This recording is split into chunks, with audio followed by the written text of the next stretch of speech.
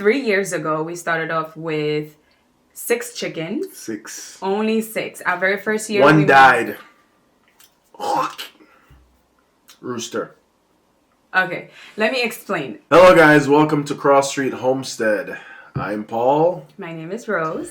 And we're a Jamaican and Ghanaian couple who are here trying to make a difference in our family and our generation to kind of explore what it means to kind of go back to the roots of learning about living and experiencing life on a farm from where it all began from God. We're here to discover this all while we share it with you guys. So we've been married for 10 years. We're actually 2 months away from our 10th year anniversary.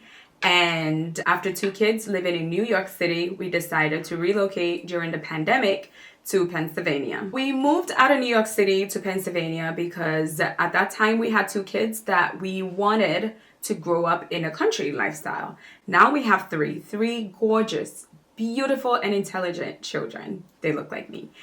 Anyway, with that being said, she grew up in Ghana and she experienced a little bit of going to the market and seeing food being grown, eggs, fresh eggs from people, whoever had chickens here and there, whatever the case may be. And for me, I grew up in Kingston, Jamaica, and I did move to the country for about 2 years and I saw a little bit of that.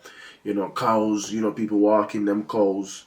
Not literally walking their cows, but you know what I mean? And, goats and all of that country living for about 2 years in Jamaica. And so moving from New York City, where we were at for 10, 15 years, It was kind of a shock, but at the same time, it wasn't. We experienced the country before. We experienced living off the land before.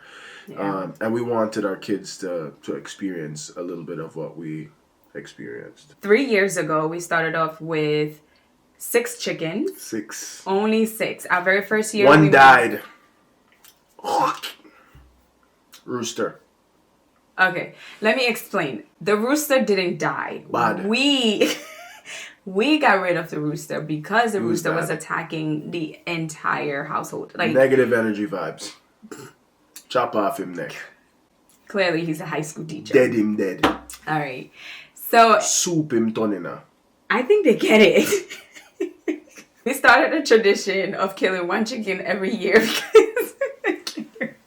because I grew up with Christmas chicken, kill a chicken a year. That didn't go very well this year though because we lost our little precious bunny and we did not want to lose another animal. We've been living in Pennsylvania total now for 5 years. Right. We lived a year and a half at a previous home, Suburb. which was nice. Beautiful. Nice place. Newly renovated. Nice. Pretty. They had a pool. Pool ingrown. We swimming there. We doing our little thingy. People thinking, oh, it's like a vacation. It was nice. Not gonna lie. I was like, dang. We go from renting to owning a home and, just like that. Yeah. And my lovely, amazing wife decided, hey, let's move after living in this amazing house for only a year and a half. Well, because I wanted to grow my own food. I wanted our kids to climb trees and play in the rain and make friends. Like how we did back home when you see somebody's kid outside, you get a text message. Like we get that now. We get messages from our neighbors. They're like, hey, your dog is out on the street. And we're like, oh, okay. Or your kid's in my yard. Don't worry, we gave him food. One of the reasons why I like living in the country here in Pennsylvania and why I would recommend it to, let's say a man, let me just talk to a man, is I'm learning how to be self-sufficient. For instance, living in the country, all right, you got some land, all right, we want some chickens, no, all right, am I going to go buy a big old expensive $3,000, $4,000, $5,000 chicken coop? No, I'm going to have to learn how to build it on my own.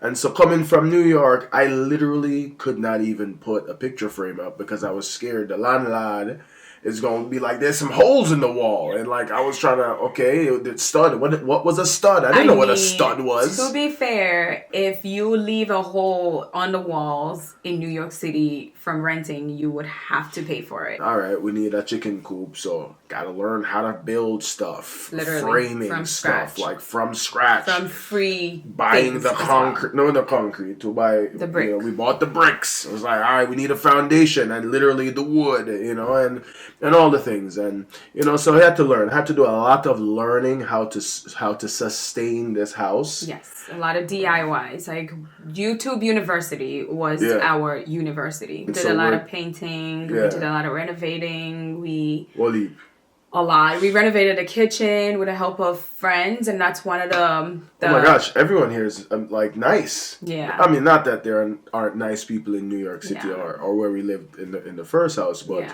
I feel like in the country, everybody kind of respects each other because they know how difficult it is. Yeah. I think, you know, they're very neighborly. They're very helpful. And like, you know, for our friends watching next door, like, not trying to make you sound all nice and amazing or whatever, but you are, that's what I mean, like, they are, you know what I'm saying, because like, people are just, they're always willing to help and give a helping hand here, we notice at least, and it's a good thing. But let's talk about a few differences with city life versus country living. How quiet it is in the country. After maybe 8 p.m. Quiet. Especially in the wintertime. Even in the summertime. No, because then we have the kids riding their bikes around because we live in a community and around 8 o'clock. It's not really that dark. Yeah, but like our neighbor is like, oh, yeah, well, we just moved in. Yeah, we throw a lot of parties. It gets loud. They're having a party. Them far. We don't even hear. We see them, but we don't. You know. The only way we know there's a party is because there are cars there. Yeah. We don't hear music. So like in a New York, no party, a beat music. Whoop, whoop. You're like because we're all so close, and even when you're not so close, a little bit like people are here, the music. I feel like people don't play music that loud around here. So it's been amazing. Like our mornings are like it feels like you're on vacation, living in a country. When you wake up in the morning, you hear the birds. You hear the birds, they're chirping, they're like, so, they're worshiping God. Yeah, they're that. They're worshiping God. Yeah. And the second thing that we had to adjust to was stores. Supermarkets, grocery stores, you name it. They close early and they're far. So, what's far? The grocery stores are like 12 to 15 miles away. Yeah. And that in itself is probably maybe 20 minutes. But in New York, we have the bodega. You're like we have half a mile. The deli down the block. We have another deli next to the deli. We have luxury food, cultural meals everywhere. So because the grocery stores are so far, we're very intentional about our planning. We make sure we have a list of groceries that we need throughout the week. Sometimes we do Costco grocery shopping. Other times we plan it around karate. When we take the kids, it's like, okay, since we're going to that direction, we're going to pick up this and that. Or like if I'm leaving work, babe, before I come home, should I stop somewhere? Because once you come back home, it's an effort to have to drive another 15 miles back that way. But we like that. Or 15 miles going the opposite way. So it's while I'm here, do you need me to get something? One of the things that I appreciate living in the country is understanding where things come from. Something as simple as wood, you know, like, sure, like living in New York, you know, in the big cities, like, you're not paying attention to stuff like that. Mm-hmm. You know, you're not really looking at the drywall or looking at the stud inside of your wall. Where I'm now looking at the stud inside my wall because I gotta build something, and I'm like, now, okay, this came from a tree, and oh, the tree was cut this way, but you know, you're just now looking at things from a perspective of where it came from. Yeah. And so, at least for me, I'm able to know, you know, give thanks to God more. Like, yo, God, like, literally everything that we need is created already for us.